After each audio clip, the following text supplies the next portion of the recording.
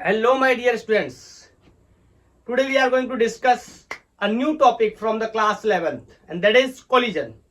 क्या गलत सोचते हैं हम कोलिजन के बारे में? आज हम उसके बारे में भी बात करेंगे और कितने टाइप के कोलिजन होते हैं, इलास्टिक इलास्टिक, इनके बारे में भी बात करेंगे। और आज ये lecture basically elastic collision in one dimension, जिसे हेड ऑन कोलिजन के नाम से भी जानते हैं, इस कॉन्सेप्ट पे बेस्ड होगा। हेड ऑन कोलिजन के दो पार्ट अपन लोग करेंगे। पहले पार्ट में पूरा कॉन्सेप्ट, क्या होती है वेलोसिटी ऑफ अप्रोच, क्या होती है velocity of separation and coefficient of restitution जैसी चीजों की भी बात करेंगे। एंड नेक्स्ट लेक्चर में इसके कुछ अच्छे आईआईटी जेई, एससी वर्मा और नीट के कुछ न्यूमेरिकल प्रॉब्लम्स को भी सॉल्व करेंगे। तो चलिए शुरू करते हैं कोलिजन। तो सबसे पहले मैं आपको कोलिजन के बारे में एक बात बताना चाहता हूं, जो कि जनरली हमारे दिमाग में क्या परसेप्शन होता है कि कोलिजन का मतलब क्या होता है कि कोई भी बॉडी किसी भी बॉडी से टकराई, इट मींस कोलिजन। ये बात ठीक है कि ये कोलिजन होता है, लेकिन यही कोलिजन होता है, ये बात गलत है। मतलब अगर कोलिजन को अगर हम सिंपल शब्दों में समझने की कोशिश करें तो कोलिजन किसी दो बॉडीज के टकराने को ही कोलिजन नहीं कहते, टकराने को कोलिजन कहते हैं, ये बात सही है। लेकिन एक्चुअल में अगर दो बॉडीज में किसी एक बॉडी का पाथ भी चेंज हो जाए, मतलब एक बॉडी के मोशन से दूसरी बॉडी अगर अफेक्टेड हो गई, तो इसको भी हम कोलिजन कहते हैं। टक्कर जरूरी नहीं है, समझ रहे हैं ना। तो कोलिजन को एक्सप्लेन करने के लिए हम ये भी कह सकते हैं कि collision is said occur between the two body, इधर they physically collide, collision is said to occur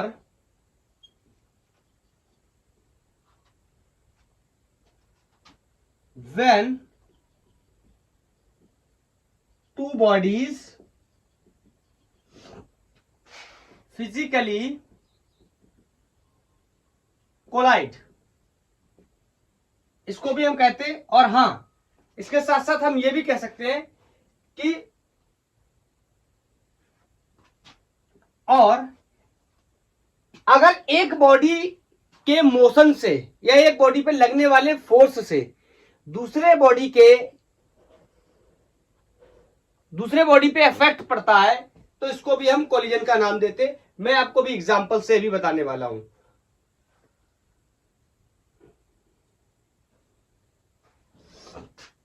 collide पूरी बार लिख दूं, अगेंस्ट ईच अदर, या फिर मैं कह सकता हूं if the path of one body क्या हो जाता है, अफेक्ट हो जाता है। चेंज बोलना ठीक नहीं है, अफेक्ट बोल देते हैं। affected by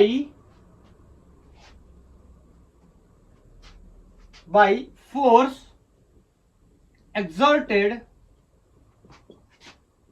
by other body, या अदर लिख दे रहा हूं। इस बात का मतलब समझता हूं। आपने क्लास 9 से लेके क्लास 11 12 तक एक बहुत ही फेमस मॉडल पढ़ा हुआ है, जिसमें अक्सर लोग बहुत गलतियां करते हैं कॉन्सेप्ट के पीछे। मैं बात कर रहा हूं रदरफोर्ड के मॉडल की। आपने अल्फा पार्टिकल स्कैटरिंग मॉडल के बारे में सुना होगा। मैं थोड़ा सा उसके बारे में बताता हूं, फिर आगे बढ़ता हूं। आप जब भी मेरा एक्सप्लेनेशन चल रहा है, जब तक मैं हेड ऑन कोलिजन पे नहीं आता, आप स्पीड 2x कर लो, क्योंकि यहां पर कोई न्यूमेरिकल प्रॉब्लम जैसी चीजें नहीं है, ना कोई डेरिवेशन जैसी चीजें। यहां पर अपन बेसिक कॉन्सेप्ट को एक्सप्लेन कर रहे हैं। तो अगर आपको आता है तो आप फास्ट फॉरवर्ड मूव कर जाओ और डायरेक्ट हेड ऑन कोलिजन देखना शुरू कर दो। अगर आपको नहीं आता है तो आप आराम से देख सकते हैं, या आप रिवीजन करना चाहते हैं तो आप 2x कर लो। ओके, ध्यान से सुनना। ये आपने ऐसा पढ़ा होगा कि एक न्यूक्लियस है, यहां से अपन ने अल्फा पार्टिकल 2He4 की बम्बार्डिंग कराई इसके ऊपर, और क्या हुआ, ये अल्फा पार्टिकल गया और न्यूक्लियस से टकराकर इसी रास्ते पर वापस आ गया। ये बात गलत है, ऐसा नहीं होता। अगर आपने ऐसा पढ़ रखा है आपके किसी भी जानने वाले टीचर ने ऐसा बता रखा है, तो मेरे हिसाब से इसमें कमी है। हमें ये नहीं बोलना चाहिए कि न्यूक्लियस से टकरा के वापस आ गया, ऐसा नहीं होता। कोलिजन का मतलब टकराना ही नहीं होता है। इस बात को मैं यहां से एक्सप्लेन कर रहा हूं, ध्यान से सुनना। आपको पता है अल्फा पार्टिकल पॉजिटिवली चार्ज है, जैसे जैसे इसके पास जाएगा, ये दोनों चार्जेस हैं। और न्यूक्लियस पे भी आपको पता पॉजिटिव चार्ज होता है, क्योंकि न्यूक्लियस के अंदर प्रोटॉन या न्यूट्रॉन पाए जाते हैं, न्यूट्रॉन न्यूट्रल होते हैं। इसके बारे में मैं ज्यादा डिस्कस नहीं करूंगा। आपको पता है जैसे जैसे ये पास जाएगा वैसे वैसे इस पे फोर्स बढ़ेगा, क्योंकि इस पे इलेक्ट्रोस्टैटिक फोर्स लगता है। दो चार्जेस पे लगने वाले फोर्स को हम इलेक्ट्रोस्टैटिक फोर्स या कूलम्बिक फोर्स के नाम से जानते हैं, जिसकी वैल्यू इतनी होती है। तो जैसे जैसे ये पास जाएगा वैसे वैसे ये डिस्टेंस कम होगी, इसका मतलब वैसे वैसे ये फोर्स क्या होगा, बढ़ेगा। तो एक समय ऐसा आएगा कि यहां से जाते जाते इसके पास जो भी वेलोसिटी होगी किसी एक इंस्टेंट पे आकर जीरो हो गई होगी, किसी एक इंस्टेंट पे जीरो हो गई होगी। इसके बाद ये यहां से वापस चला गया होगा, क्योंकि इस पे लगातार क्या लग रहा है, फोर्स ऑफ रिपल्सन लग रहा है। तो क्या ये सच में टकराएगा? ऐसा बिल्कुल भी नहीं होगा। और जिन लोगों ने केमिस्ट्री में पढ़ रखा है, मैं उनको एक बात और भी बता दूं। आपने डिस्टेंस ऑफ क्लोजेस्ट अप्रोच जैसी चीज को भी सुना होगा। आपने पढ़ा होगा कि जहां पर जाके अल्फा पार्टिकल अपनी वेलोसिटी को क्या कर देता है, जीरो कर देता है, न्यूक्लियस के चारों ओर अपन क्या मान लेते हैं, उस डिस्टेंस को आर नॉट या डिस्टेंस ऑफ क्लोजेस्ट अप्रोच के नाम से भी जानते हैं। एक्चुअल में होता क्या है, ये अल्फा पार्टिकल जाता है आगे की तरफ, लेकिन जैसे जैसे न्यूक्लियस के पास जाता है, इसकी डिस्टेंस कम होने की वजह से इस पे फोर्स ऑफ रिपल्सन पीछे की डायरेक्शन में बढ़ता चला जाता है, बढ़ता चला जाता है, जो कि इसकी वेलोसिटी को क्या करता है, घटाता चला जाता है। आपको पता है डीएसेलरेशन जैसी ही बात हो जाएगी, तो वेलोसिटी को घटाता चला जाता है। एक जगह ऐसी आती है जहां पर वेलोसिटी क्या हो जाती है, जीरो। उसी जगह को न्यूक्लियस से उस पाथ को हम क्या बोलते हैं, डिस्टेंस ऑफ क्लोजेस्ट अप्रोच। मैं इस पे नहीं जा रहा, अभी हम लोग बात करेंगे 12th में इसके बारे में। बोलो बताओ, तो कहीं पे आके जीरो हो गया, फिर वहां से वापस हो गया, क्या ये फिजिकली कोलाइड करे? नहीं करे। क्या ये आपस में टकराए? नहीं टकराए। बस मैं यही बात आपको बताने की कोशिश कर रहा हूं कि ऐसा जरूरी नहीं है कि कोलिजन का मतलब टकराना ही होता है। ये हो सकता है if the path of one body is affected by the Y force exerted by the other body. Is that clear? अगर सिंपल शब्द में, एक बहुत सिंपल शब्द में बात करूं तो कोलिजन का एक्चुअल मतलब क्या होता है, तो हम कह सकते हैं, चलो अच्छा आगे चल के धीरे धीरे इसके बारे में मैं आपको बताऊंगा। मोमेंटम, एक्चुअली में मोमेंटम अफेक्टेड हो जाता है, ठीक है। तो ये बेसिक इंफॉर्मेशन है। ऐसे ही अब हमने देख लिया कोलिजन क्या है और कोलिजन कितने प्रकार का होता है, इसके बारे में डिस्कस करेंगे। एक्चुअली आज मेरी थोड़ी तबीयत खराब है, मेरे को जुकाम है, तो मैं अगर एक दो बार हटूं यहां से तो आप माइंड मत करना, क्योंकि बार बार मुझे गला भर रहा है ना। तो एक सेकंड में मैं भी आया।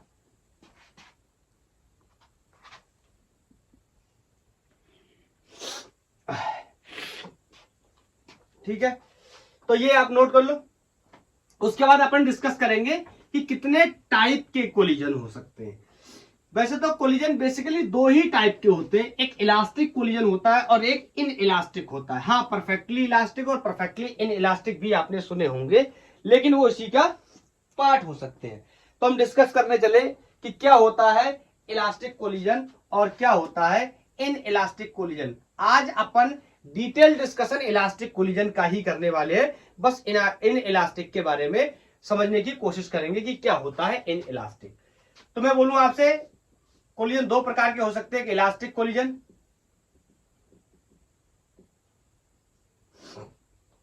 इलास्टिक कोलिजन या कोलिजन का मतलब बहुत सिंपल है।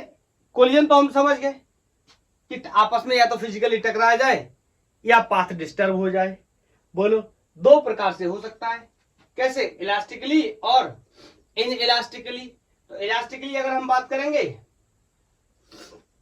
तो यहां पर डिफरेंस जो होता है वो यहां से आता है, if there is no loss in kinetic energy of body,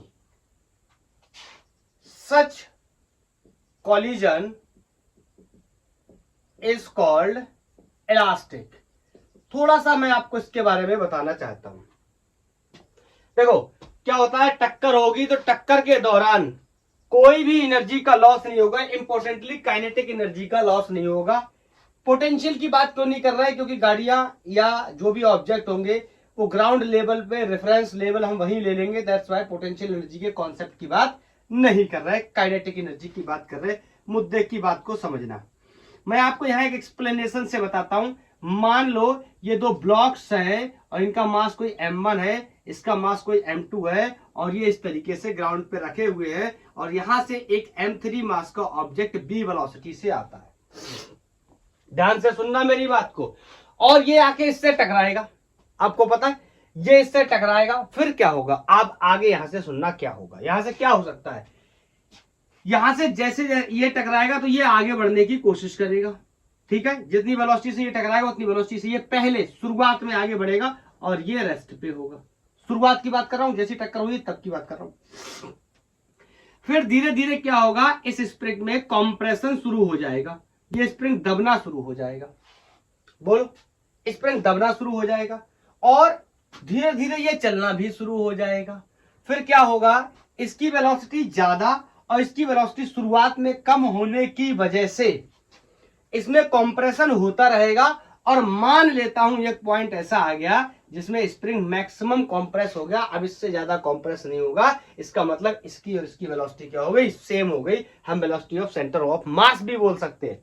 बोलो कि इनके कॉमन सीएम की कितनी वेलोसिटी हो गई। हम मुद्दे की बात क्या है, I am talking about the energy conservation या काइनेटिक एनर्जी के लॉस के ना होने के बारे में मैं बात कर रहा हूं।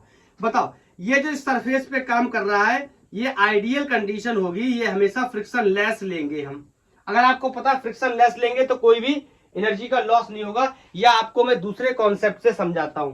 मैंने आपको दो प्रकार के फोर्सेस के बारे में बताया था, एक कंजर्वेटिव फोर्सेस और दूसरा कैसा होता है, नॉन कंजर्वेटिव फोर्सेस। मैंने आपको बताया था कि नॉन कंजर्वेटिव फोर्सेस वो होते हैं जो एनर्जी का लॉस करवाते हैं या जिनका वर्क डन पाथ पे डिपेंड करता है या जिनका वर्क डन क्लोज लूप में जीरो नहीं होता है। ये सारी बातें हम डिस्कस कर चुके। मुद्दे की बात मैंने कहा था क्या, फ्रिक्शन कैसा फोर्स होता है, नॉन कंजर्वेटिव फोर्स होता है, तो यहां पर फ्रिक्शन नहीं है। हाँ, और एक बात का हम यहां पर और भी एजम्पशन लेने जा रहे हैं। जब ये इससे टकराएगा तो हम मान के चलेंगे उस समय कोई भी साउंड प्रोड्यूस्ड नहीं होगा, कोई भी हीट प्रोड्यूस नहीं होगा और कोई भी लाइट प्रोड्यूस्ड नहीं होगा। ये हमारा एजम्पशन होगा। अगर कुछ भी ऐसा नहीं हुआ, एनर्जी लॉस नहीं हुई, साउंड, हीट या लाइट पैदा नहीं हुई, तो इस कंडीशन में एनर्जी क्या रहने वाली है, कंजर्व रहने वाली है। यस, हम बात कर सकते हैं पोटेंशियल एनर्जी की, लेकिन यहीं पे हमने रेफरेंस लिया हुआ है तो आपको पता है ग्रेविटेशनल पोटेंशियल एनर्जी यहां पर कितनी हो जाएगी, जीरो हो जाएगी, क्योंकि एम, जी और एच कितना है, जीरो। इस वजह से हम बात कर रहे हैं कि कोई भी एनर्जी या कोई भी काइनेटिक एनर्जी का लॉस नहीं होना चाहिए। हाँ, एक बात आपसे मैं और भी डिस्कस करना चाहता हूं। बोलो, आपको याद आया कि मोमेंटम कंजर्वेशन का इस्तेमाल हम कब करते थे। मैंने आपको बताया था कि सिस्टम के ऊपर कोई भी नेट एक्सटर्नल फोर्स नहीं होना चाहिए। ऐसी परिस्थितियों में हम मोमेंटम को कंजर्व कर सकते हैं। आप देखो इस सिस्टम को, ध्यान से देखो इस सेटअप को, इस सिस्टम को, क्या इसके ऊपर कोई भी एक्सटर्नल फोर्स है, बिल्कुल नहीं है। ये जब टकराएगा, एक उस इंस्टेंट की बात कर रहा हूं, तो ये इस पे फोर्स लगाएगा नॉर्मल रिएक्शन और ये इस पे फोर्स लगाएगा। And you know normal reaction is the internal force, बाहर से कोई भी फोर्स इस पे काम नहीं कर रहा। इट मींस हम कह सकते हैं कि इसका मोमेंटम क्या होगा, कंजर्व होगा। मैं आपकी जानकारी के लिए आगे की बात और बता देता हूं कि कॉलिजन चाहे इलास्टिक हो, कॉलिजन चाहे इन इलास्टिक हो, मोमेंटम दोनों में ही कंजर्व रहेगा। काइनेटिक एनर्जी कहीं कंजर्व रहेगी और कहीं नहीं रहेगी, ये आगे का विषय। तो समझ गए। अगर मैं बात करूं कैरेक्टरिस्टिक की, कैरेक्टरिस्टिक ऑफ इलास्टिक कोलिजन, तो बताओ हम लोग क्या कह सकते हैं इलास्टिक कोलिजन के कैरेक्टरिस्टिक में। पहली बात, सबसे पहली बात, मोमेंटम क्या होगा, कंजर्व होगा, भूलना मत। इसी से आगे चल करके हम लोग पढ़ाई करेंगे। हम कह सकते हैं क्या है, मोमेंटम क्या रहने वाला है, कंजर्व रहने वाला है। दूसरी बात, मैं आपसे पूछूं टोटल एनर्जी या मैकेनिकल एनर्जी बोल सकता हूं, मैकेनिकल एनर्जी क्या होगी, शॉर्ट में लिख दूं, एनर्जी क्या होगी, कंजर्व्ड होगी। बोलो, काइनेटिक तो कंजर्व्ड होगी ही होगी, काइनेटिक भी क्या होगी, कंजर्व्ड होगी। बताओ, चौथी बात मैं ये भी कह सकता हूं कि जितने भी फोर्सेस काम कर रहे हैं इस कोलिजन के दौरान, वो सारे फोर्सेस कैसे हैं? कंजर्वेटिव फोर्सेस है। अगर कंजर्वेटिव नहीं होते तो एनर्जी का क्या हो सकता था? लॉस हो सकता था। तो मैं चौथी बात बता सकता हूं कैरेक्टरिस्टिक में, ऑल फोर्सेस आर कंजर्वेटिव। ठीक है, शॉर्ट में लिख दे रहा हूं। बोलो, पांचवा पॉइंट यहां पर मेंशन अगर मैं कर दूं, जो भी एनर्जी है, जो मैकेनिकल एनर्जी है, the mechanical energy is not converting into heat, sound, and light, इतना बहुत है, एक्सेट्रा।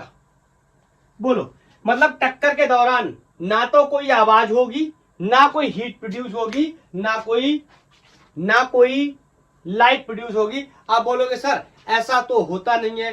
तो भैया हम आइडियल कंडीशन में बात कर रहे हैं, समझ रहे हैं आप मेरी बात? हम मान के चल रहे हैं ये कोलिजन कैसा है? परफेक्ट कोलिजन है, जैसा हम मान के चल रहे हैं वैसा ही हो रहा है।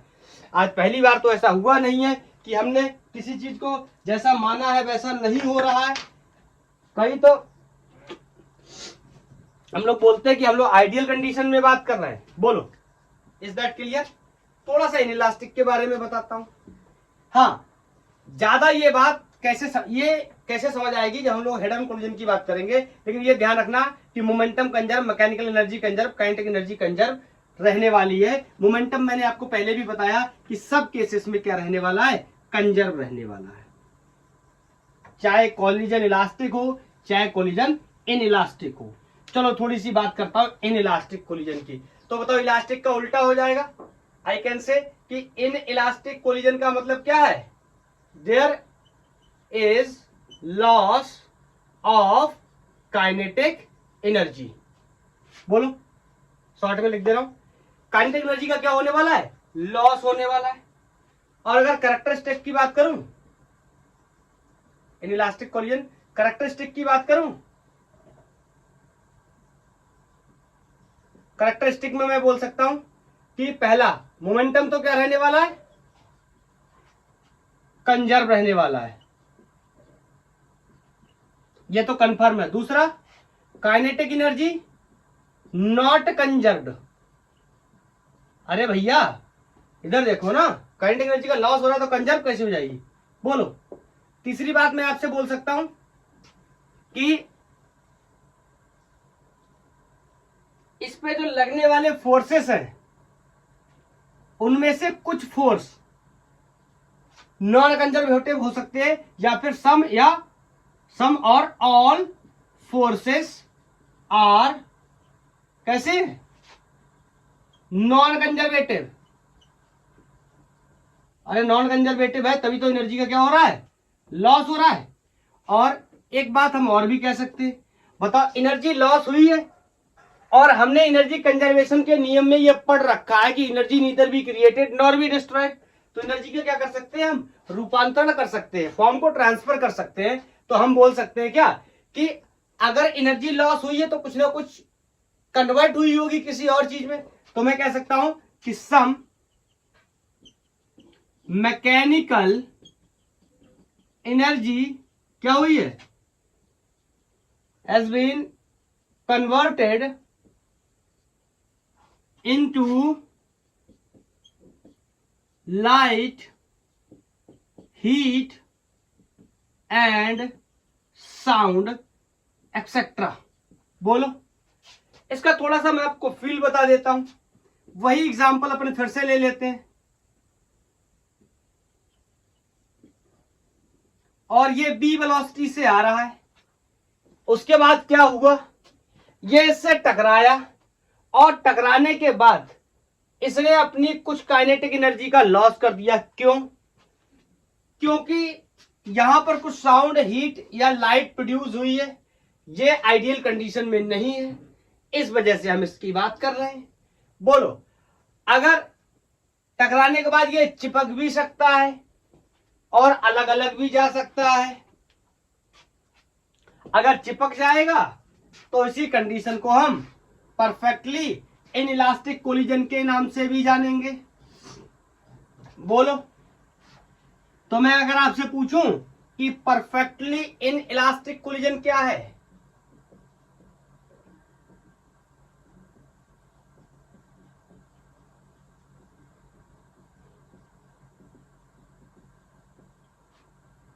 तो मैं कह सकता हूं, यहां पे ऐसे बता दे रहा हूं आपको, एक ऑब्जेक्ट है, ये कोई m मास का, ये m2 मास का, ये कोई u वेलोसिटी से आ रहा है, ये कोई u1 से आ रहा है, ये u2 से आ रहा है। फिर इनका क्या हुआ? Collision. This is the story before collision. Collision से पहले की कहानी है। ये ड्यूरिंग कोलिजन है, कोलिजन होते वक्त ऐसा हो रहा है। और आफ्टर कोलिजन ये दोनों मिल गए और एक ही बॉडी बन गए। This type of collision is known as perfectly inelastic collision. मतलब मैं कह सकता हूं, if two bodies are stick together, चिपक गए और उसके बाद क्या बन गए? एक ही बॉडी बन गए, move as single body, important बात, विथ अ कॉमन वेलोसिटी। जैसे कि मैंने यहां पे बनाया हुआ भी है, ये दोनों मिलके किसी कॉमन वेलोसिटी b से मूव करने लगे, इज या such type of collision is called perfectly inelastic collision. समझ गए होंगे? बोलो। एक सुपर इलास्टिक टाइप का कोलिजन भी होता है, सुपर इलास्टिक। इसके बारे में ज्यादा नहीं, बस इतना बता दे रहा हूं कि सुपर इलास्टिक कोलिजन में जो काइनेटिक एनर्जी होती है वो इंक्रीज हो जाती है। ज्यादा इसलिए नहीं क्योंकि अपना ज्यादा टॉपिक से लेना देना नहीं है। कभी कभी एक सवाल पूछ लिया जाता है, मैचिंग में which of the following is correct regarding to the matching problems आपको दिया होगा, परफेक्टली इलास्टिक, इलास्टिक और इनइलास्टिक, सुपर इलास्टिक, और उसके बगल में आपको ऑप्शन दिए होंगे और आपको क्रॉस करके क्या करना होगा? मैच कराना होगा। तो ये सारी कहानी हो गई हमारी इंट्रोडक्शन की। और इंट्रोडक्शन में ऑलमोस्ट मेरे को लगता है कितना टाइम लग गया होगा? 22 मिनट का लेक्चर हो गया है, 22 मिनट 36 सेकंड का। अब यहां से हम लोग अपने टॉपिक में एंट्री करने जा रहे हैं। तो जिन लोगों ने 2x मोड लगा रखा था वो अब नॉर्मल मोड लगा लेंगे, और जिन लोगों को इंट्रोडक्शन नहीं पढ़ना था वो लोग अपनी पढ़ाई को यहां से स्टार्ट करेंगे। तो मैं आपको बताने जा रहा हूं कि इलास्टिक कोलिजन फर्दर हम दो परिस्थितियों में पढ़ेंगे। Elastic collision in one dimension, या इसी का दूसरा नाम हेड ऑन कोलिजन भी होता है। हेड ऑन कोलिजन के नाम से भी जानते हैं इसको हम। दूसरा इलास्टिक कोलिजन इन 2D, इसके बारे में आगे चल के लेक्चर नंबर 3 में बात करेंगे। आज के लेक्चर में इसकी बात करेंगे, नेक्स्ट लेक्चर में इसके न्यूमेरिकल प्रॉब्लम्स की बात करेंगे आईटी के, और अच्छे अच्छे क्वेश्चंस इसकी बात उसके बाद की जाएगी। क्लियर? तो आज का हमारा जो टॉपिक है, हेडिंग लगा लेंगे इलास्टिक कोलिजन इन 1D या हेड ऑन कोलिजन। मैं यहीं पे डेफिनेशन भी बता देता हूं। बताओ, इलास्टिक कोलिजन है तो एनर्जी क्या रहेगी? Conserve energy. कौन सी एनर्जी? अगर मैं बार बार बात कर रहा हूं तो काइनेटिक एनर्जी भी बोल सकते हैं हम। बोलो। मोमेंटम क्या रहेगा? कंजर्व। बोलो। और इसमें इंपॉर्टेंट इन दोनों में अंतर क्या है? देखो 2D और 1D में क्लियर है। मैं आपको एग्जांपल के तौर पे बताता हूं। यहां पर एक ऑब्जेक्ट ऐसे रखा हुआ है और एक ऐसे, ये मान लो पीछे से आ रहा है, ये इससे टकराया, टकराने के बाद कुछ ऐसे चले गए, तो आपको पता है ये 2D का केस हो गया। ये ऊपर बाई में चला गया, ये एक्स वाई दोनों में चला गया, ये भी एक्स वाई दोनों में चला गया। ऐसा आज नहीं होगा। आज जो होगा ये सेम पाथ पर ही काम करने वाले हैं, मतलब 1D पाथ पर ही काम करने वाले हैं। बोलो। तो मैं कह सकता हूं इट इज द कॉलिजन जिसमें क्या होने वाला है? इन विच कोलॉइडिंग bodies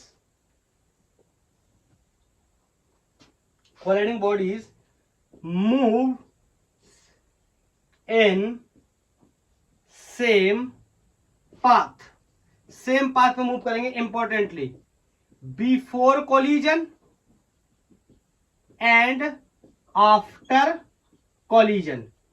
पाथ चेंज होने वाला नहीं है बिफोर और आफ्टर. पाथ इधर चेंज होगा, इसकी बात अपन आगे चल के करेंगे.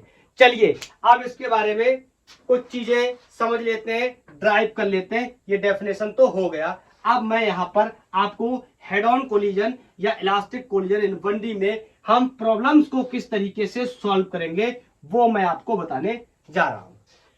मैं यहां पर मान लेता हूं मेरे पास एक ऑब्जेक्ट है जिसका कोई मास m1 है. आप चाहो तो इस तरीके से सर्कल ऑब्जेक्ट भी बना सकते हो, आपको अगर अच्छा लगता है तो. और इसकी वेलोसिटी कोई u1 है.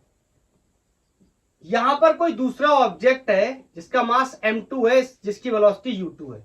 आपको पता है इनका कोलिजन करवाना है तो ये नेसेसरी होना चाहिए कि u1 should be greater than u2. अरे पीछे वाला तेज चलेगा तभी तो टक्कर होगी, नहीं तो टक्कर होगी ही कैसे. हाँ, तो दिस स्टोरी इज, मैं बार बार ऐसे बोला करूंगा, this story is before collision. अभी कोई कोलिजन नहीं हुआ है. फिर क्या हुआ होगा, ये दोनों आपस में टकराए होंगे. ये स्टोरी कब की है, ड्यूरिंग कोलिजन. कोलिजन होते वक्त ऐसा हुआ होगा और उसके बाद फाइनली ये सेपरेट कर गए होंगे. तो मैंने मान लिया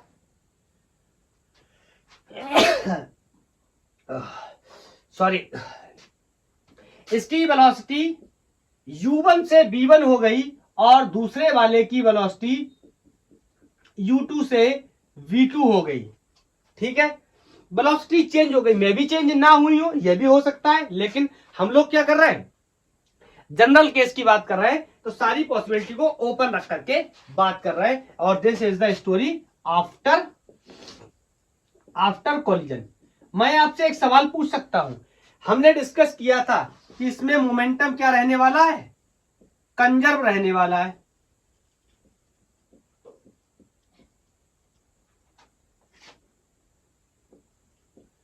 इवन मैंने आपको यह भी बताया था, कोलिजन चाहे इलास्टिक हो इलास्टिक हो, किसी भी टाइप का मोमेंटम हमेशा क्या रहेगा, कंजर्व. क्योंकि मोमेंटम की कंजर्वेशन की सिंपल थ्योरी है. अगर कोई एक्सटर्नल फोर्स नहीं है तो हम मोमेंटम को क्या कर सकते हैं, कंजर्व कर सकते हैं. एनर्जी कंजर्वेशन की डिफरेंट स्टोरी है कि अगर कोई नॉन कंजर्वेटिव फोर्स नहीं तो हम कह सकते हैं एनर्जी क्या होगी, कंजर्व. और यहां पर कोई भी नॉन कंजर्वेटिव फोर्स नहीं है, कोई भी फ्रिक्शन फोर्स नहीं है, कोई भी एनर्जी का लॉस नहीं है in terms of kinetic energy. Potential की तो बात ही नहीं कर रहा है क्योंकि यही लेवल अपन ले लेते हैं तो यही रेफरेंस लेवल हो गया. तो यहाँ पर पोटेंशियल एनर्जी क्या हो गई, जीरो. कौन सी पोटेंशियल एनर्जी जीरो हो गई, ग्रेविटेशनल पोटेंशियल एनर्जी.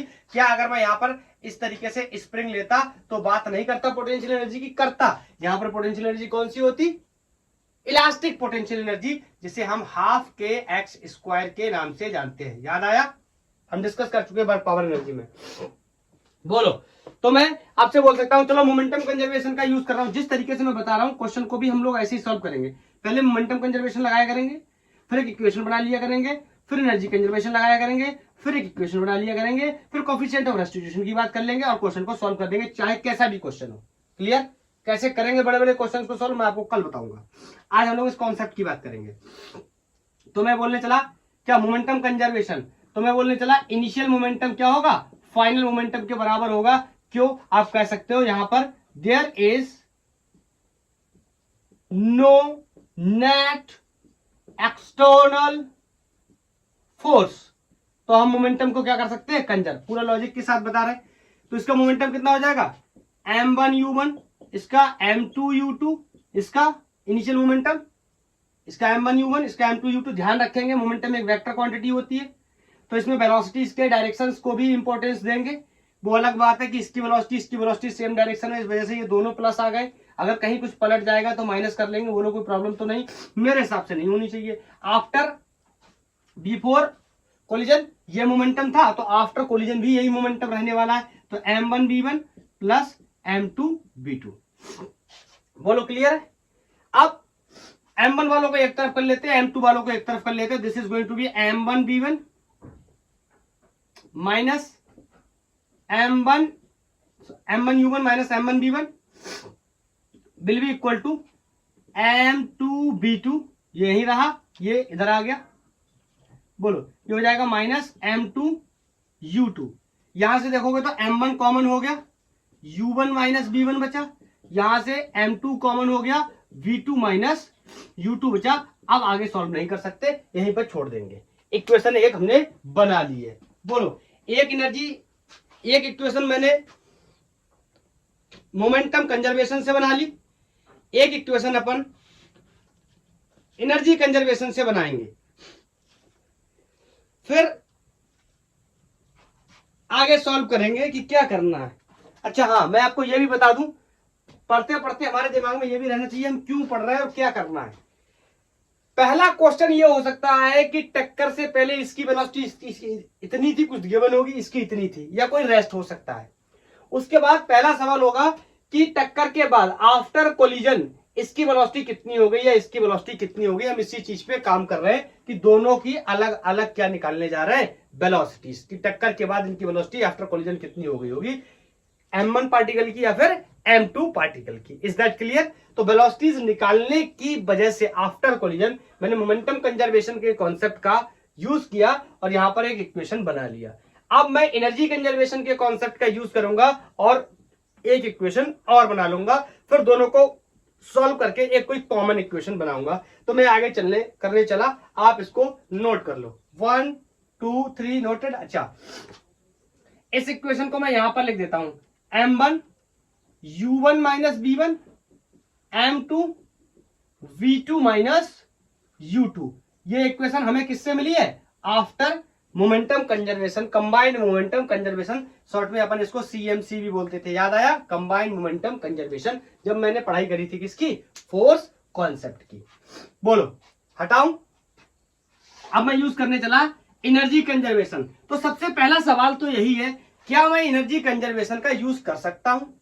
तो मेरे दिमाग में तुरंत आना चाहिए, हाँ, एनर्जी कंजर्वेशन के लिए पहले जरूरत की शर्तें देख लें कि क्या जरूरत होती है या कब हम यूज कर सकते हैं। हमें याद है, अगर कोई भी नॉन कंजर्वेटिव फोर्स मौजूद नहीं है तो हम कह सकते हैं कि एनर्जी क्या होने वाली है, कंजर्व होने वाली है। Non conservative force like friction, like viscosity या viscous force, like drag force, ये सारी चीजें मौजूद नहीं है। इस वजह से हम बात कर रहे हैं फ्रिक्शनलेस सरफेस के ऊपर। सो वी कैन से हम एनर्जी को क्या कर सकते हैं, conserve. It means mechanical energy initial will be equal to the mechanical energy final. And everybody knows mechanical energy के दो पार्ट होंगे, एक काइनेटिक और एक पोटेंशियल। और पोटेंशियल कौन सा, ग्रेविटेशनल पोटेंशियल इस केस में। और आपको पता है इस केस में ग्रेविटेशनल पोटेंशियल की एनर्जी की वैल्यू कितनी हो जाएगी, जीरो। ग्रेविटेशनल पोटेंशियल एनर्जी की वैल्यू जीरो हो जाएगी, क्योंकि रेफरेंस हमने यही मान के रखा है, पार्टिकल ऊपर या नीचे नहीं जा रहे हैं। इस वजह से ग्रेविटेशनल पोटेंशियल एनर्जी क्या हो जाएगी, जीरो। तो मैं यहाँ पे मेंशन कर दे रहा हूं कि यहाँ पर ग्रेविटेशनल पोटेंशियल एनर्जी की वैल्यू कितनी होगी, zero. So we can say कि कौन सी एनर्जी, काइनेटिक एनर्जी कंजर्वेशन का इस्तेमाल कर लेते हैं, सिंपल। बोलो, तो लगाने चले, इस इन दोनों की काइनेटिक एनर्जी बिफोर कोलिजन इसकी कितनी थी, हाफ M1 U1 स्क्वायर, बोलो, प्लस इसकी half M2 U2 square. This is the energy before collision. तो आफ्टर कोलिजन भी इतनी ही एनर्जी रहने वाली है। एनर्जी कंजर्वेशन का मतलब तो यही होता है। तो we can say half M V1 square plus half M2 V2 square. बोलो, आप मेरे से एक सवाल पूछ सकते हो, कहीं ऐसा तो नहीं आपको ये डाउट क्रिएट हो रहा हो कि सर इतनी ही एनर्जी होगी तो यही क्यों नहीं लिखते? देखो भैया, ये गणित की बात कर रहा हूं मैं। अगर ये एनर्जी 3 है और ये एनर्जी 2 है तो इनका समेशन कितना है, 5। मैं यहां पे ले रहा हूं, ये 3 है, ये 2 है, तो ये कितना हुआ, 5। एनर्जी इधर भी 5 ही होने वाली है, लेकिन जरूरी नहीं है, हो सकता है ये 3 वाली कन्वर्ट होकर 2 हो जाए और ये 2 वाली कन्वर्ट होकर 3 हो जाए। इंडिविजुअल पार्टिकल की एनर्जी बढ़ या घट सकती है, लेकिन सिस्टम की एनर्जी को हम क्या रखेंगे, कंजर्व रखेंगे। तो इसी कॉन्सेप्ट का यूज करके हमने बड़े बड़े सवाल एससी वर्मा सर की क्वेश्चन बुक के क्वेश्चंस को सॉल्व किया था। अगर आपने देखा एनर्जी कंजर्वेशन, आपको आता है तो बहुत अच्छी बात। आप अगर और नेक्स्ट लेवल पे समझना चाहते या बहुत ही अच्छे क्वेश्चंस को सॉल्व करना चाहते तो आप जाके मेरे एनर्जी कंजर्वेशन का लेक्चर देख सकते। मैंने 2 लेक्चर एनर्जी कंजर्वेशन पे बनाए हुए, काफी बेहतरीन सवाल जेई और एससी वर्मा के सॉल्व कराए हुए। बोलो, तो यहां पर अपन ये जो बेसिक मैथमेटिक्स मैंने आपको समझाने की कोशिश करी है इसको मैं हटाता हूं। अब देखो थोड़ा सा आप कैलकुलेशन में मेरी हेल्प करेंगे, ऐसा मैं मान के चल रहा हूं। 1/2 1/2 1/2 1/2 सबके पास है, तो 1/2 क्या हो जाएगा, कैंसिल आउट हो जाएगा। कॉमन करने के बाद मैं ऐसे ही काट दे रहा हूं, थोड़ी सी कैलकुलेशन में आप मेरी हेल्प कर देंगे। बोलो अब क्या करेंगे, अब फिर से वही कहानी है, M1 वालों को एक तरफ कर लेंगे और M2 वालों को एक तरफ कर लेंगे। तो यहां से मैं लिख सकता हूं M1U1 स्क्वायर, इससे इधर लाऊंगा, ये हो जाएगा M1V1 स्क्वायर, बोलो माइनस का, विल बी इक्वल टू, यहां पर है क्या M2V2 स्क्वायर, और ये वाला टर्म उधर जाएगा, this is going to be minus times of M2U2 square. बोलो यहां से M1 कॉमन हो जाएगा, यहां से M2 कॉमन हो जाएगा, दोनों को कॉमन कर लेते, यहां से हो गया U1 square minus B1 square is equal to, यहां M2 कॉमन हो गया V2 square minus U2 square. Equation number 2 ये थी इक्वेशन नंबर 1। देखो एक इक्वेशन मैंने एनर्जी कंजर्वेशन से बना ली, एक मोमेंटम कंजर्वेशन से बना ली। देखो इसमें फॉर्मूले भी आएंगे, बड़े बड़े फॉर्मूले होंगे, लेकिन मैं आपको रेकमेंड करूंगा कि आपको फॉर्मूला याद करने की कोई जरूरत नहीं है। आप प्रोसेस को याद रखिए, कोई भी सवाल हो इजीली सॉल्व होगा अगर आपके पास कैपेबिलिटी है, लर्निंग पावर है, तो आप फॉर्मूले को भी याद कर सकते। मैं रेकमेंड नहीं कर रहा। बोलो तो मेरे को पता चल गया इक्वेशन नंबर 2 ये आ गई। इक्वेशन नंबर 1 मैंने पहले निकाल रखी है मोमेंटम कंजर्वेशन से, एक एनर्जी कंजर्वेशन से। अब मैं दोनों को डिवाइड करके एक रिजल्ट निकालने जा रहा हूं आपके सामने। तो मैं लिखने चला, नोट कर लिया, 1 2 3 नोटेड। बोलो तो मैं करने चला इक्वेशन 2y1।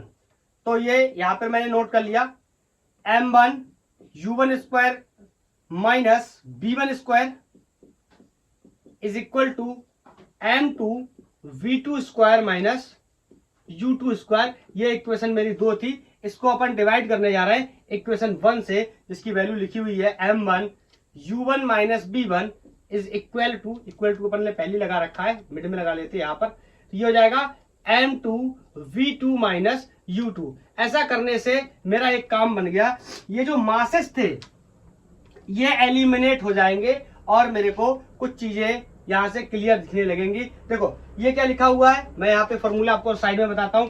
ए स्क्वायर माइनस बी स्क्वायर लिखा हुआ है, सबको पता है ये क्या होता है, ए प्लस बी और ए माइनस बी। क्लास 10th हम लोग पास करके आए हुए। दोनों ही केसेस में मैं लिख सकता हूं U1 प्लस B1 और U1 माइनस B1, और आपको पता अपन डिवाइड कर देंगे किससे, U1 माइनस B1 से, विल बी इक्वल टू, इसको लिख सकता हूं क्या, V2 plus U2, V2 minus U2 divide by V2 minus U2। ये देखो कॉमन टर्म है, ये इससे कैंसिल हो जाएगा, ये इससे कैंसिल हो जाएगा, एक जैसा टर्म है। बोलो तो यहां से मेरे को एक चीज पता चल गई कि मैंने यहां पे एक रिलेशन बना लिया, this is going to be U1 plus B1 is equal to V2 plus U2। मैं B1 और B2 को एक तरफ करना चाहता हूं, मतलब कोलिजन के बाद जो वेलोसिटीज हैं मैं उनको एक तरफ करना चाहता हूं, कोलिजन से पहले जो वेलोसिटीज है मैं उनको एक तरफ करना चाहता हूं। सो I can say U1 U2 को इधर लाऊंगा माइनस U2, और ये V2 B1 को इधर ले जाऊंगा माइनस B1। ये एक बहुत ही इंपॉर्टेंट रिजल्ट आया है, अगर आप चाहो तो इस रिजल्ट को दिमाग में रख सकते हो। मैं इस रिजल्ट के बारे में ज्यादा एक्सप्लेनेशन बताने वाला हूं आपको, इसलिए मैं यहां पर इसके बारे में कुछ आपको बताने जा रहा हूं। नोट कर लिया होगा, नहीं किया तो 10 सेकंड पीछे कर लो, फिर कर लो। देखो ये U1 minus U2 is equal to V2 minus B1। इसके बारे में मैं आपको क्या बताना चाह रहा हूं, ध्यान से सुनना। ये दोनों की वेलोसिटी देखो, कोलिजन से पहले मास m1 की वेलोसिटी u1 है, कोलिजन से पहले मास m2 की वेलोसिटी u2 है, कोलिजन के बाद मास m1 की वेलोसिटी v1 है, और कोलिजन के बाद मास m2 की वेलोसिटी v2 है। मतलब मैं आपसे ये कहना चाहता हूं, ये तब की वेलोसिटी है जब ये कोलिजन करने के लिए अप्रोच कर रहे हैं, और ये तब की वेलोसिटी है जब ये कोलिजन करने के बाद सेपरेशन कर रहे हैं। Is that clear? सेपरेशन कर रहे हैं, ये बात मैं इसलिए बोल रहा हूं because we are dealing with the elastic collision. हाँ, अगर ये इनइलास्टिक होता तो ये स्टिक भी कर सकते थे। क्लियर? तो दैट्स व्हाई मैं इस टर्म को नाम देने जा रहा हूं, इसको हम बोलते हैं वेलोसिटी ऑफ अप्रोच, अप्रोच करने की वेलोसिटी, और इसको अपन बोलते हैं वेलोसिटी ऑफ सेपरेशन, सेपरेट कर रहे हैं कब? After collision. इसको आप बोल सकते हैं velocity of approach before collision. ये कॉलिजन के होने से पहले अप्रोच कर रहे हैं एक दूसरे को, और ये सेपरेट होने के बाद।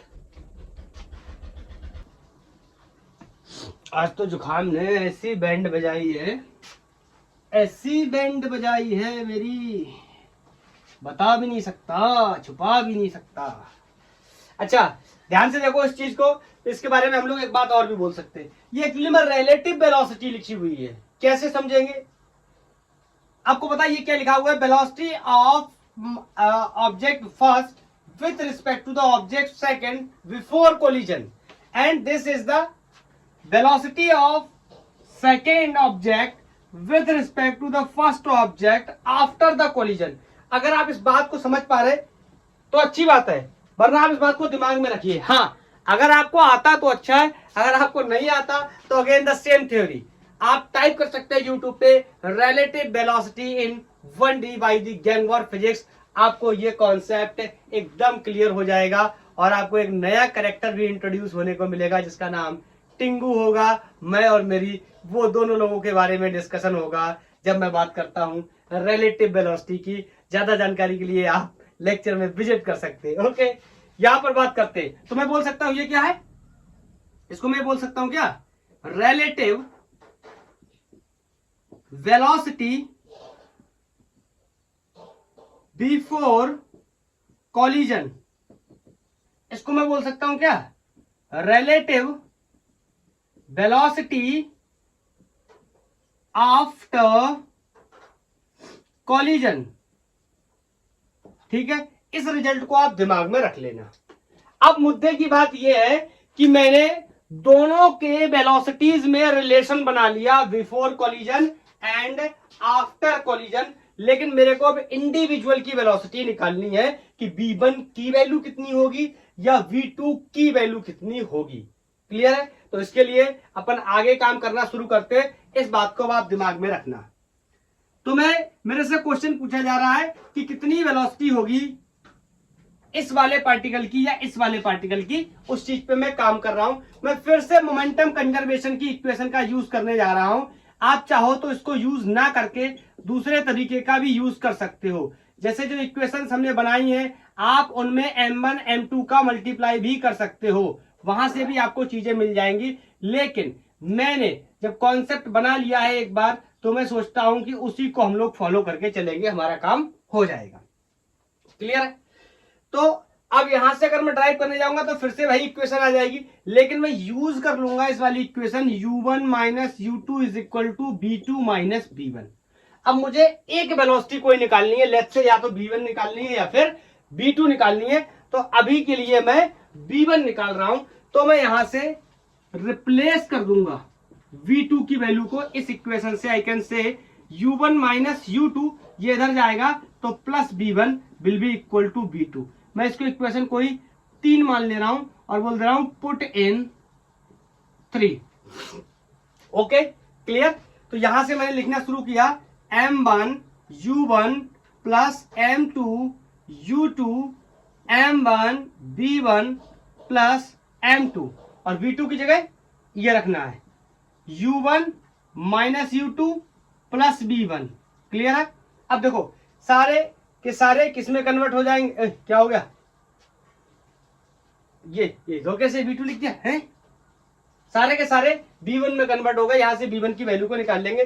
चलो थोड़ा सा सॉल्व कर लेते हैं। एक मैं निकाल के दिखा देता हूं, दूसरा डायरेक्ट लिख दूंगा, आप अपने आप से निकाल लेना। बोलो, तो ये M1 V1 प्लस, अब मैं यहां पर क्या करूंगा, M2 का अंदर मल्टीप्लाई करूंगा, this is going to be M2 U1, और plus minus minus, this is going to be M2 U2 plus M2 V1। अब B1 M1 V1 M2 V2, इन सबको इस साइड में ले आते हैं इसके साथ में ऐड या सब्ट्रैक्ट करने के लिए। देखो ये U1 वाला है, इसको U1 वाले के साथ कर लेते हैं, ये U2 वाला है, इसको U2 वाले के साथ कर लेते हैं। तो यहां पर देखो M1 U1 ये इधर आएगा minus M2 U1, clear, plus M2 U2 ये इधर आएगा प्लस हो जाएगा, plus M2 U2 will be equal to, देखो यहां पर M1 V1 यहां पर M2 V2, अगर मैं यहां से V1 को कॉमन ले लूं, this is going to be M1 plus M2 into V2। अब यहां पर आप देखोगे तो मैं U1 को कॉमन कर सकता हूं,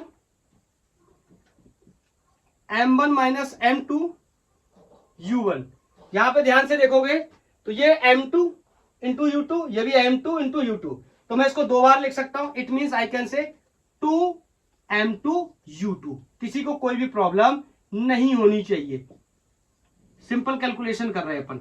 अब मेरे को B की वैल्यू निकालनी है, तो B के सामने ये जो भी चीज है इसको नीचे क्या कर दूंगा, डिवाइड लगा दूंगा। तो नोट कर लिया, करो नोट, बोलो 1 2 3 नोटेड, ओके। मैं इसको यहां से हटाने चला ऊपर से, तो यहां से आगे जब मैं करूंगा तो ये हो जाएगा M1 माइनस M2 अपॉन, इसका डिवीजन लग जाएगा M1 प्लस M2, यहां पर वैल्यू क्या है U1, प्लस यहां पर देखो 2M2 upon division M1 plus M2, बोलो अच्छा लगेगा, इसी तरफ लिख दे रहा हूं V, आदत है ना, बोलो। तो ये मेरे को पता चल गया, मैं चेक कर लूं एक बार M2, हाँ यहां पर U2 बचा हुआ है, यहां पर U2 नोट कर लेते हैं। ये हो गई वेलोसिटी, हाँ इसका नाम क्या V1 रखा था ना, V1, इसका नाम V1। तो ये हो गई इस पार्टिकल की वेलोसिटी या इस मास की वेलोसिटी आफ्टर द कोलिजन। मेरे को पता चल गई, सारी वैल्यूज को यहां डालूंगा, आंसर आ जाएगा। सर क्या मुझे ये रिजल्ट याद करना चाहिए? मैं तो रेकमेंड नहीं करता कि आप इसको याद करो, मैं आपको बोल रहा हूं प्रोसेस को फॉलो करो। याद करने से अगर आप कर सकते हो तो आप कर लो, मेरे को तो याद नहीं रहेगा, मैं तो नहीं करूंगा। तो B2 इज इक्वल टू आ जाएगा, हाँ अब B1 की वैल्यू को उठा करके आप इक्वेशन जो मैंने बनाई थी, कौन सी इक्वेशन यहां बताता हूं आपको, U1 minus U2 is equal to B2 minus B1। बोलो यहां B1 की वैल्यू पता चल गई, इस B1 की वैल्यू को उठाकर यहां रखो, फिर ये पूरा सॉल्व करोगे फिर से, तो यहां से B2 की वैल्यू आपको पता चल जाएगी, और V2 की वैल्यू जो आएगी मैं अब डायरेक्ट बता दे रहा हूं, आप इसको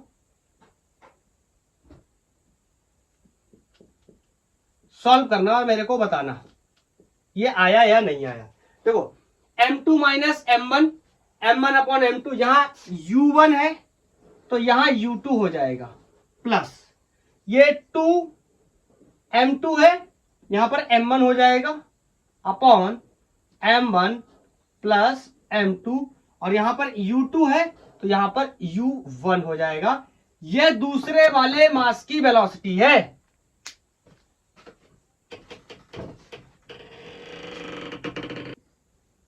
तो जो हमारा बड़ा टारगेट था उसको हमने क्लियर कर लिया। हमने आफ्टर कोलिजन इसकी वेलोसिटी कितनी होगी, इतनी होगी, पता कर लिया। इसकी वेलोसिटी कितनी होगी, इतनी होगी, ये बात पता कर ली। सर क्या मैं ये एक्सप्रेशन इन रिजल्ट्स को याद कर लूं? मैं पर्टिकुलर इस बात के लिए नहीं बोलूंगा कि आप इसको याद कर लो। As a teacher, as a lecturer मुझे याद है वो अलग बात है, क्योंकि मैंने बहुत प्रैक्टिस की हुई है। आप अगर इसको सिक्वेंशियल करेंगे, कैसे, पहले एनर्जी मोमेंटम कंजर्वेशन फिर एनर्जी कंजर्वेशन का यूज करेंगे तो आपके क्वेश्चन सॉल्व हो जाएंगे। किस तरीके से वहां न्यूमेरिकल डेटा दिया होगा तो और भी आसान होगा सॉल्व करना। ये अलजेब्रा में थोड़ा सा अलग लग रहा होगा या कठिन लग रहा होगा, उसके बावजूद भी चाहो तो याद कर सकते हो। बोलो, तो ये हो गए मेरी स्टोरी आफ्टर कोलिजन और बिफोर कोलिजन, और मैंने पता कर लिया दोनों की क्या वेलोसिटी होगी। चलो कुछ स्पेशल केस की बात कर लेता हूं। स्पेशल केस का मतलब है कि ये तो साधारण बात हो गई, कोलिजन हुआ। अगर मैं आपसे कह दूं कि बहुत भारी और बहुत लाइटर ऑब्जेक्ट के बीच में कोलिजन हो रहा है, एग्जाम्पल के लिए तो हम नन्हे मुन्ने से टकरा गए हाथी से जाके, तो क्या होगा? बोलो, अच्छा, ऐसे ना समझो तो ये भी समझ लो कि एक बॉल है, गेंद है, उसको मैंने दीवार में मारा है तो कैसी सिचुएशन पैदा होगी, इसमें भी देख लेते हैं इंपॉर्टेंट कॉन्सेप्ट्स के बारे में क्या होता है। तो मैं यहां पे बोलना चाहूंगा इलास्टिक कोलिजन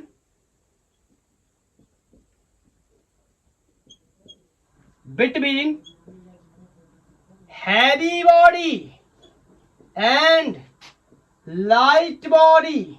बोलो, भारी मास, हल्का मास, चूहा मास, हाथी मास, तुम और तुम्हारी वो। बोलो सर वो तो हाथी नहीं है, मैंने ऐसा बोला ही नहीं, ये तो आपने बोला। बोलो, तो हाँ अपन यहां डिस्कस कर लेते, दो केसेस कर लेते। जैसे मान लेते हैं पहले केस में कि M1 is greater than M2। M1 बहुत बड़ा है और M2 क्या है, छोटा है। ठीक है, तो यहां से अगर मैं इन फंक्शंस की बात करूं तो ध्यान से सुनना, M1 minus M2 upon M1 plus M2, इसकी वैल्यू कितनी होगी बताओ। M1 बड़ा है, M2 छोटा है, तो पहली बात तो ये इसके सामने क्या हो जाएगा, नेग्लेक्ट हो जाएगा। देखो M1 बड़ा है, M2 छोटा है, इसका मतलब क्या है कि M2 टेंड कर जाएगा जीरो की तरफ, तो यहां M2 क्या हो गया, जीरो। बोलो, और यहाँ M1 और ये M2 क्या होगा, जीरो। मतलब अगर इसको हम सॉल्व करेंगे तो ओवरऑल ये किसके अप्रोक्स आएगा, 1 के बराबर आएगा, अप्रोक्स। बोलो, अप्रोक्सीमेशन में बात करेंगे तो ये लगभग क्या आएगा, 1 के बराबर। क्यों, M2 कितना हो गया, जीरो करके दिखा दूंगा, ये भी कितना हो गया, जीरो। तो ये हो गया M1 अपॉन M1, ये कितना आ गया, अप्रोक्स। क्यों, क्योंकि M2 एग्जैक्टली जीरो तो हो नहीं सकता, इसलिए मैंने अप्रोक्सीमेशन में कर दिया, मतलब ये वाला फंक्शन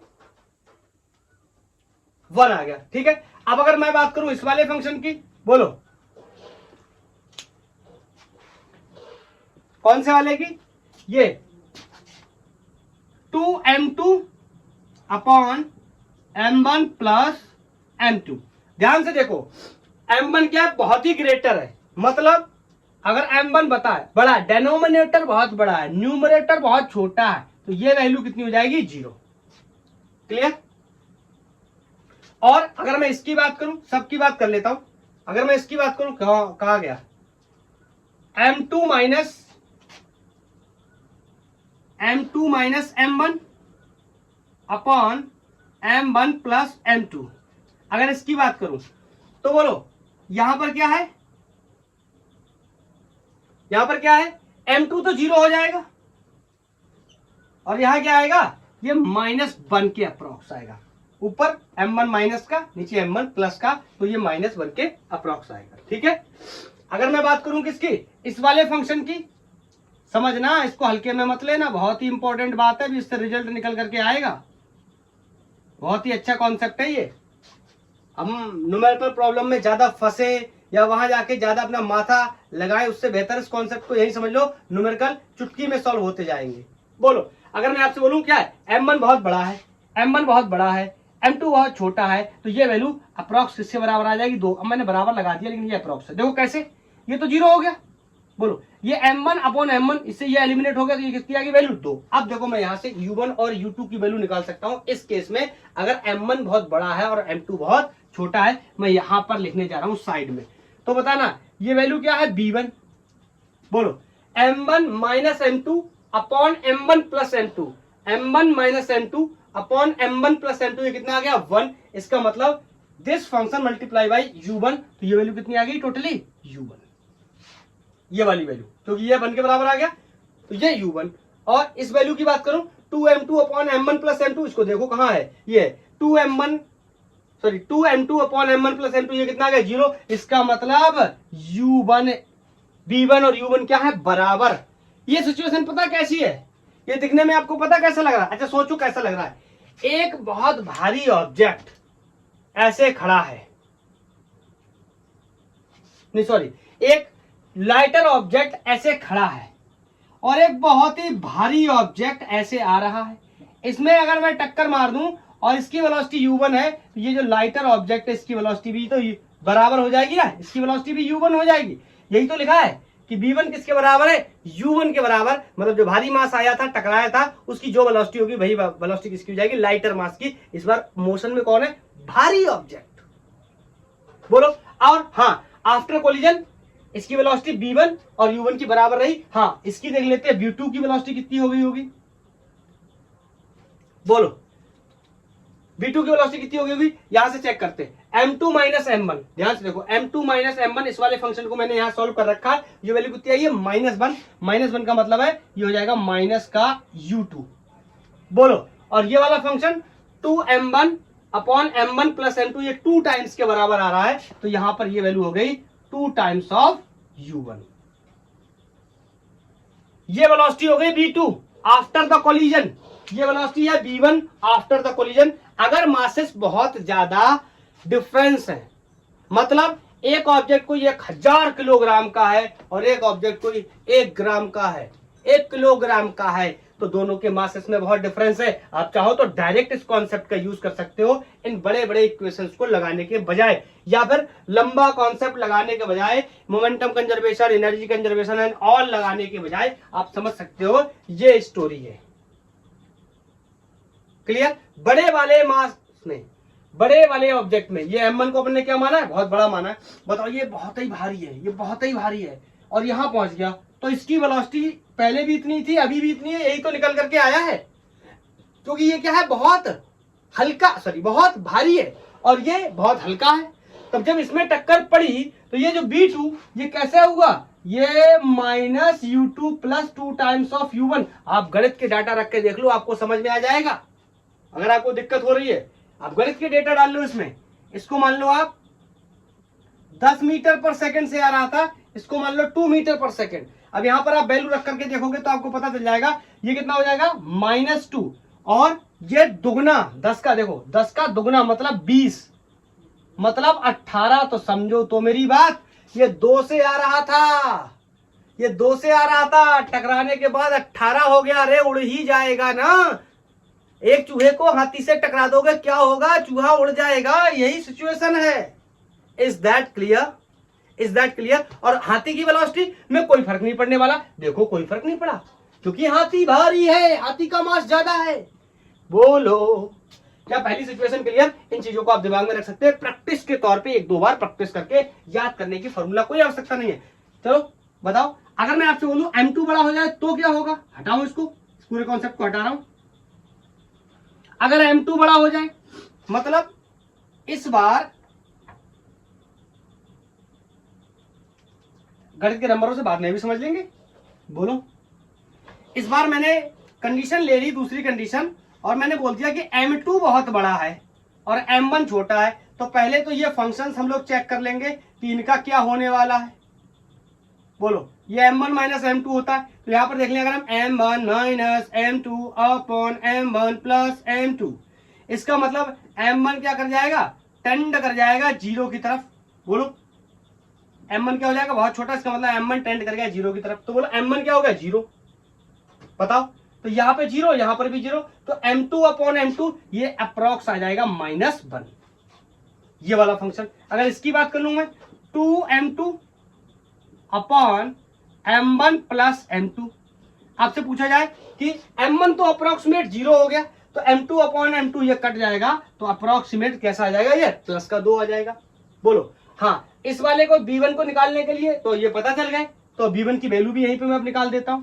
तो बताओ b1 की वैल्यू कितनी हो जाएगी, इस फंक्शन को सॉल्व किया -1, इसका मतलब -1 का इसका मल्टीप्लाई हुआ ये u1 माइनस का। बोलो प्लस प्लस, बताओ यहां पर ये पूरा सॉल्व करने के बाद कितना आया 2, तो इसके साथ मल्टीप्लाई करेंगे तो कितना हो जाएगा 2u2।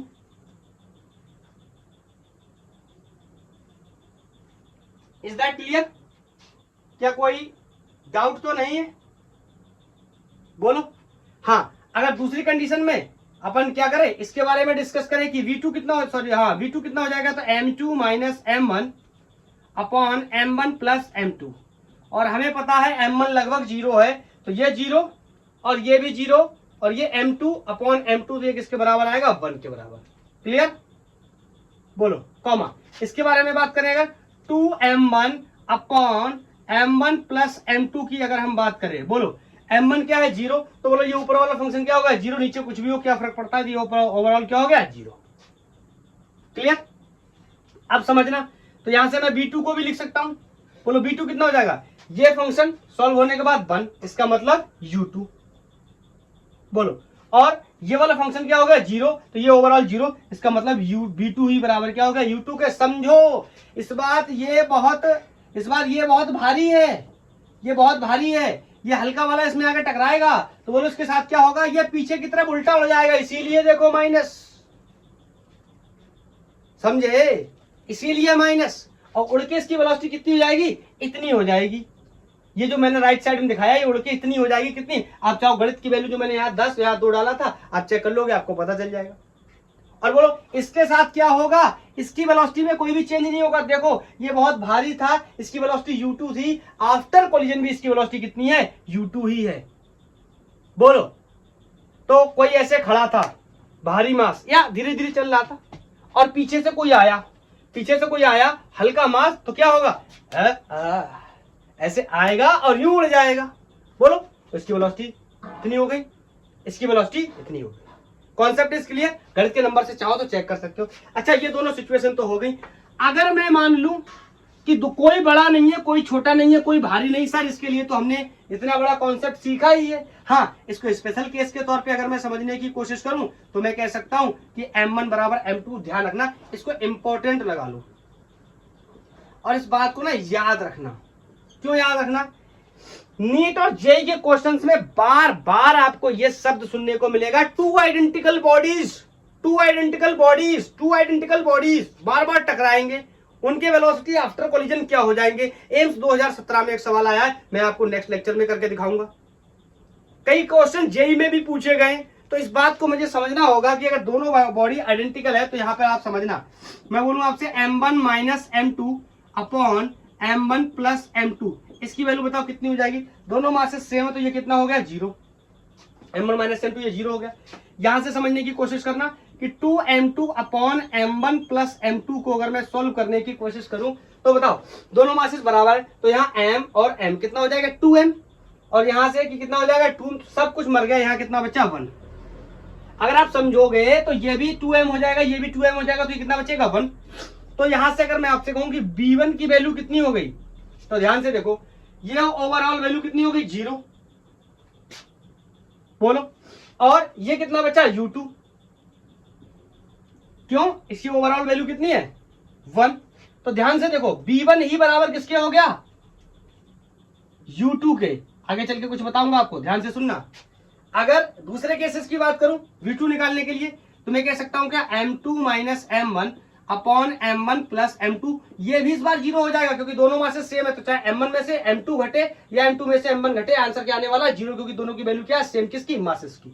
बोलो, अगर मैं दूसरे case 2M1 upon M1 plus M2 की बात करता हूं, और बताओ मैंने कहा क्या दोनों मासेस बराबर है, आप चाहो तो इनको ऐसे कर लो, यहां पर M1 is equal to M2 is equal to M, तो बताओ यहाँ कितना हो जाएगा 2M, और M जुड़ के फिर से कितना हो जाएंगे 2M से 2M कितना कैंसिल, तो यहाँ कितना बचा फिर से 1। इसका मतलब ये जो वेलोसिटी B2 है ये कितनी हो गई, ध्यान से देखो, ये वाला फंक्शन 0 हो गया, मतलब U2 कितना हो गया 0, तो कौन बचेगा सिर्फ U1। मेरी बात को ध्यान से सुनना, मैं अपने क्वेश्चन के एक्सप्लेनेशन पे दोबारा से आता हूं। एक ऑब्जेक्ट M1, अब M1 तो नहीं बोलूंगा, एक ऑब्जेक्ट M मास से U वेलोसिटी से चल रहा था, दूसरा ऑब्जेक्ट M मास से U2 वेलोसिटी से चल रहा था। ऑफ कोर्स U1 ग्रेटर है, U2 क्या है, लेसर है। आफ्टर कोलिजन क्या हुआ, आफ्टर कोलिजन क्या हुआ, जो U1 वाले की वेलोसिटी है वो क्या हो गई B2, B2 वाले की वेलोसिटी क्या हो गई U1, यही तो हुआ है ना, और B1 वाले की वेलोसिटी क्या हो गई U2, यही तो हुआ। मतलब जो वेलोसिटी इसकी थी कोलिजन के बाद वो वेलोसिटी इसकी हो गई आफ्टर कोलिजन, जो वेलोसिटी इसकी थी कोलिजन के बाद वो वेलोसिटी इसकी हो गई। देखो यही तो इंपॉर्टेंट बात है। अब मैं इन सबको साफ करके यहाँ पे एक मुद्दे की बात आपको बताना चाहता हूं, और ये लाइन आपकी क्वेश्चंस को सॉल्व करने में बहुत हेल्प करेगी, बहुत सारे सवाल आपको मिलेंगे। तो मैं एक लाइन में कह सकता हूं इन दोनों के बारे में, यदि मास आर सेम,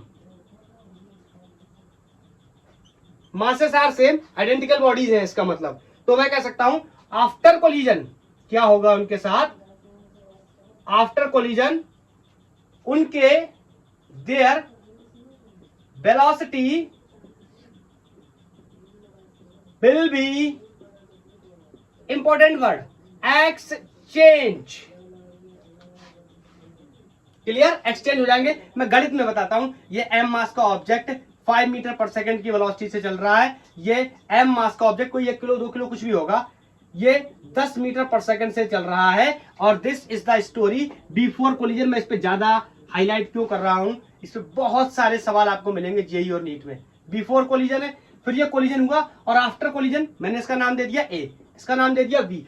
तो ए वाले की वेलोसिटी आफ्टर कोलिजन क्या हो जाएगी, जो बी की है, 10 मीटर पर सेकेंड। क्लियर? और ये जो बी वाला है, इसको मिल जाएगी किसकी वेलोसिटी, ए की, आफ्टर कोलिजन। क्लियर? तो ये बात अब हर व्यक्ति के दिमाग में रहनी चाहिए कि अगर दो आइडेंटिकल मासेस है और उनका कोलिजन हो रहा है, और कोलिजन कैसा है, इलास्टिक कोलिजन है, ये भी ध्यान रखना। इन इलास्टिक में ऐसा मत कर देना, आगे चल के हम लोग बात करेंगे इन इलास्टिक की भी। बोलो तो क्या होगा, उनके वेलोसिटीज एक्सचेंज हो जाएंगे। क्लियर? साइन वगैरह का भी आप ध्यान रखना। बोलो, एम्स 2017 का प्रॉब्लम है, मैं नेक्स्ट लेक्चर में सॉल्व करवाने वाला हूं। क्या इस बात को आप समझ गए? लेक्चर की लेंथ 1 घंटा 6 मिनट, लेकिन मुझे यहां पर कोएफिशिएंट ऑफ रेस्टिट्यूशन के बारे में बड़ा बताना ही पड़ेगा, तभी मैं इस लेक्चर को ऑफ कर सकता हूं। तो जल्दी से मैं आपको कोएफिशिएंट ऑफ रेस्टिट्यूशन के बारे में बताता हूं। आप हेडिंग लगाओ, कोएफिशिएंट ऑफ रेस्टिट्यूशन, क्योंकि मेरे को रिक्वायरमेंट होगी क्वेश्चन सॉल्व करने के लिए नेक्स्ट लेक्चर में कोएफिशिएंट ऑफ रेस्टिट्यूशन की। फिर मैं वहां पे बताऊंगा या तो आपको। देखो, कोएफिशिएंट ऑफ रेस्टिट्यूशन क्या होता है मैं बताता हूं।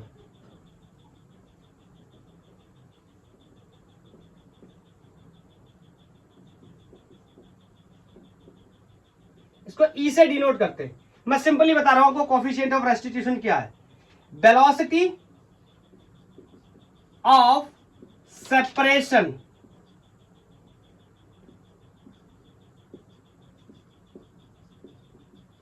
अपॉन वेलोसिटी ऑफ अप्रोच का जो रेशियो है, और वेलोसिटी ऑफ सेपरेशन सबको पता है, v2 minus v1, and velocity of approach is u1 minus u2। Importantly ये तो सब बताते हैं इस तरीके से, मैं आपको कुछ अलग तरीके से बताता हूं। इसको v2 माइनस v1 को मैं लिख सकता हूं क्या, e times of u1 minus u2। अब आप मेरे को एक बात बताओ, मैं अभी अभी एक चीज पढ़ के आया हूं क्या, कि u1 minus u2 is equal to v2 minus v1। बताओ मैंने कहां पढ़ा इसको, अभी अभी मैंने पढ़ा इलास्टिक कोलिजन के केस में। तो बताओ इलास्टिक कोलिजन के केस में ई की वैल्यू कितनी हो गई, 1। बस मैं आपको इस बात को थोड़ा सा मॉडिफाई करके बताना चाहता हूं कि e will be 1 for perfectly elastic. Perfectly elastic collision के लिए कोएफिशिएंट ऑफ रेस्टिट्यूशन की वैल्यू कितनी हो जाएगी, 1। अदरवाइज वैल्यू में या वेलोसिटी में कुछ अंतर आएगा, कितना आएगा जब हम इलास्टिक कोलिजन के बारे में भी डिस्कस कर लेंगे, तब मैं आपको बताऊंगा। अच्छा, ये बात पता चल गई, अभी अभी हमने ये सीखा था। अगर यही इन इलास्टिक हो तो क्या होगा, मेरी बात को बहुत ध्यान से सुनना, इतना क्लियर। अगर मैं आपसे बोलूं u1 minus u2 is equal to 0 हो गया, ये ऐसे करके मैं आपको बताऊं, u1 minus u2 is equal to v2 minus v1 हो गया। बताओ परफेक्टली इनइलास्टिक कोलिजन क्या था, मैंने आपको डेफिनेशन में ही शुरुआत से बताया था कि ये कोई u1 वेलोसिटी से चल रहा है लेफ्ट से, और ये कोई u2 वेलोसिटी से चल रहा है लेफ्ट से। बिफोर कोलिजन ये स्टोरी है, आफ्टर कोलिजन क्या हुआ, दोनों स्टिक कर जाते। मैंने शुरुआत ही यहीं से करी थी, दोनों स्टिक कर जाते, दोनों चिपक जाते और दोनों एक कॉमन वेलोसिटी से चलने लगते हैं, जिसको मैंने बी नाम दिया था। मैं आपसे पूछूं, अगर दोनों एक कॉमन वेलोसिटी से चलने लगते तो इनकी रिलेटिव वेलोसिटी कितनी हो गई, 0। मैंने आपको यह भी बताया था कि ये वेलोसिटी कैसी है, रिलेटिव वेलोसिटी बिफोर कोलिजन है, and this is the relative velocity after collision है, और दोनों एक साथ चलने लगे, सेम फ्रेम में चलने लगे, तो दोनों की रिलेटिव वेलोसिटी कितनी हो गई, 0। मतलब ये फंक्शन क्या हो गया, बोलो, मतलब ये फंक्शन क्या हो गया, 0। सो I can say u1 minus u2 ही क्या हो गया, 0। दोनों को कोलैप्स करके साथ में चलने लगे। ये 0 होने का मतलब, देखो लोगों का तो ऐसा होता है, वो ऐसे भी कह देते हैं E1 for perfectly elastic collision, और ऐसे लिख देते हैं E is 0 for perfectly in elastic collision. बस उन्होंने अपनी बात इस तरीके से बताई, कहानी खत्म। लेकिन मैं ऐसे नहीं पढ़ाना चाहता। मेरे को ये समझ आना चाहिए कि मेरा स्टूडेंट किस तरीके से समझ रहा है इस बात को, याद तो नहीं कर रहा कहीं, उसके मतलब इस बात का मतलब उसके दिमाग में क्लियर है कि नहीं। अभी मैं आपको बताता हूं, बताओ दोनों जब मिलके एक हो गए, दोनों की रिलेटिव वेलोसिटी कितनी होगी, जीरो। कौन सी relative velocity, after collision relative velocity कितनी होगी, जीरो। इसका मतलब ये वाला फंक्शन जीरो। इसका मतलब ये भी कह सकता हूं ये कि पूरा प्रोडक्ट ये क्या है, जीरो है। इसका मतलब मैं ये भी कह सकता हूं यहाँ पे ई की वैल्यू कितनी होगी, जीरो। तो I can say yes, E will be 0 for perfectly inelastic collision और coefficient of restitution will be 1 for perfectly elastic collision, क्योंकि elastic collision में मैं ऐसी इक्वेशन को अभी अभी जस्ट पढ़ करके आया हूं। बोलो, तो आपको क्लियर है। हाँ, डेफिनेशन के तौर पे आप इतना याद रख सकते हैं कि coefficient of restitution क्या कहते हैं, velocity of separation upon velocity of approach। इस तरीके से हम आगे चीजें भी डिस्कस करने वाले हैं। बोलो, so this is all about collision in one dimension या फिर हेड ऑन कोलिजन के बारे में आज हम इतना ही रखेंगे। इसका पार्ट 2 भी अपन लोग करने वाले, जिसमें हम बहुत ही अच्छे एससी वर्मा, नीट और आईआईटी के क्वेश्चंस को भी सॉल्व करेंगे। अब लेक्चर की लेंथ बहुत ज्यादा हो जाएगी, इसलिए मैं इसको यहां पर बंद करता हूं। तो आज के लिए इतना ही। थैंक यू, धन्यवाद। कैसा आपको लग रहा है पढ़ाते हुए, आप मेरे को बता सकते हैं। आज के लिए इतना ही, टाटा बाय बाय।